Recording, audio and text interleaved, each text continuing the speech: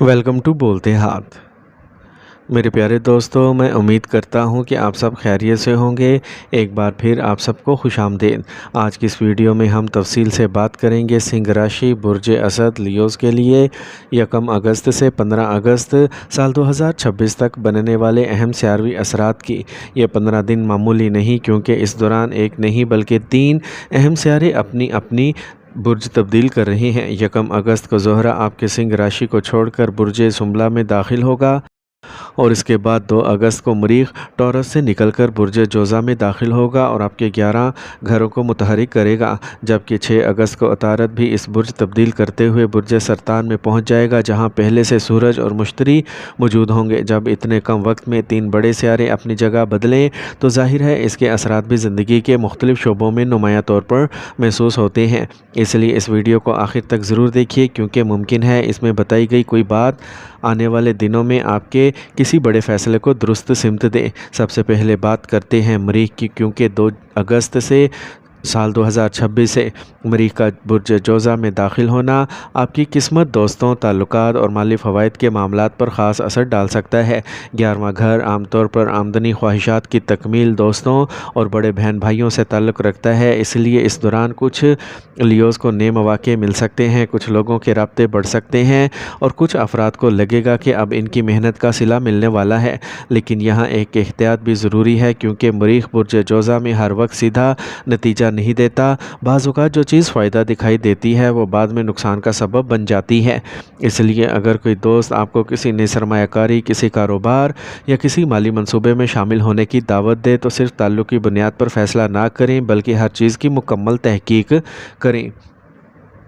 इसी तरह अगर आप कारोबार करते हैं, किसी पार्टनर के साथ काम कर रहे हैं, तो आने वाले दिनों में हिसाब किताब, मुआहिदों और लेन देन पर खुसूसी तवज्जो दें।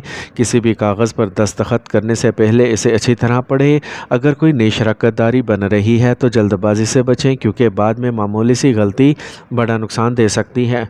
अगर आप मुलाजमत करते हैं तो अपने काम की ज़िम्मेदारी खुद संभाल लें। किसी दूसरे पर मुकम्मल भरोसा करके अहम मामलात ना छोड़ें, क्योंकि इस अरसे में गलतफहमी या किसी की लापरवाही आपके लिए मुश्किल पैदा कर सकती है।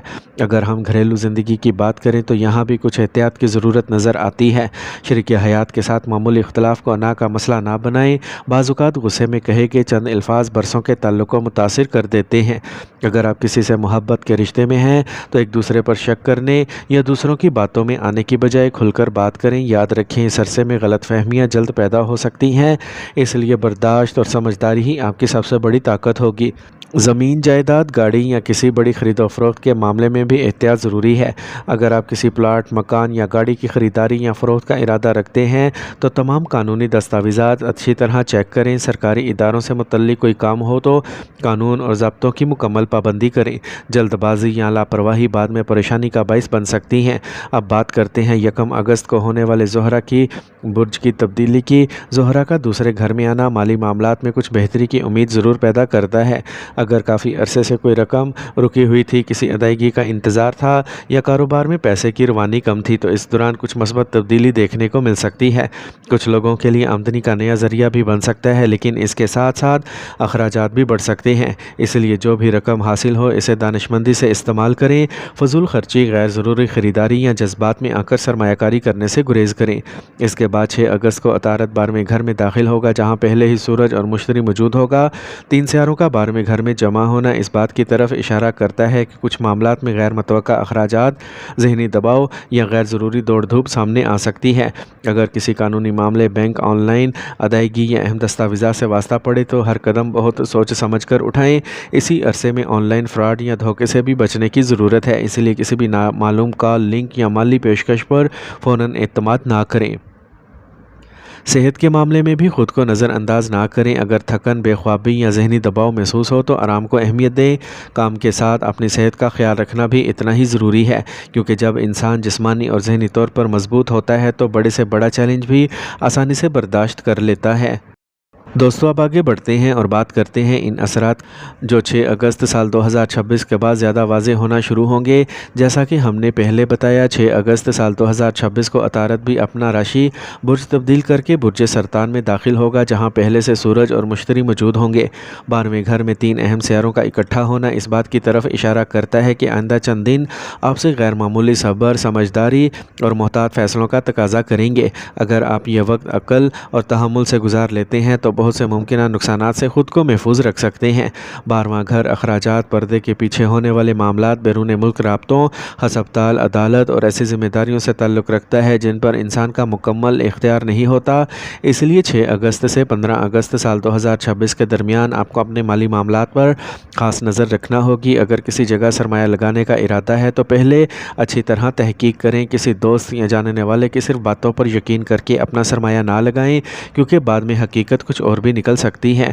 اور اگر آپ کاروبار کرتے ہیں، ان کے لیے بھی یہ وقت احتیاط کا ہے۔ ادھار کا لین دین محدود رکھیں، نئی ذمہ داری، نئی شراکت داری میں جلدی نہ کریں اور کسی بھی بڑے معاہدے کو بغیر پڑھے دستخط نہ کریں۔